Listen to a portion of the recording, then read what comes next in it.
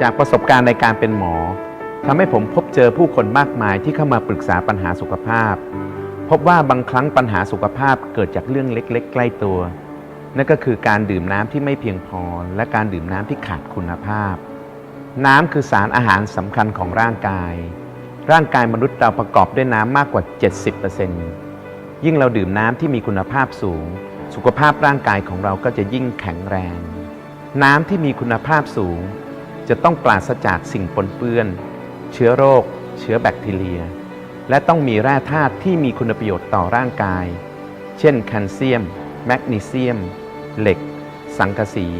เพื่อให้ระบบต่างๆภายในร่างกายของเราทำงานได้อย่างเต็มประสิทธิภาพ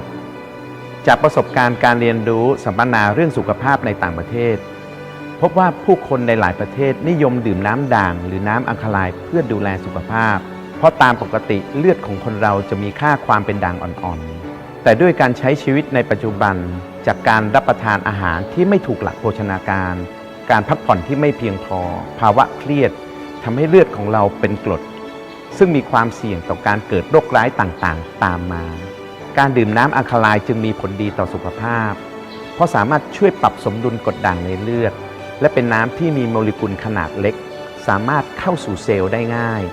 ทำให้ร่างกายสามารถนำพาสารอาหารไปใช้ได้ดีมากขึ้นทุกวันนี้คนส่วนใหญ่เลือกดื่มน้ำสะอาดและปลอดภัยเท่านั้น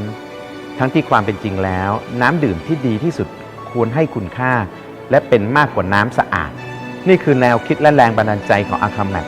เครื่องทำน้ำแร่อัลคาไลน์มาตรฐานระดับโลกที่อยากจะให้ทุกคนได้ดื่มน้ำที่เป็นมากกว่าน้ำสะอาดเพื่อสุขภาพที่ดีกว่า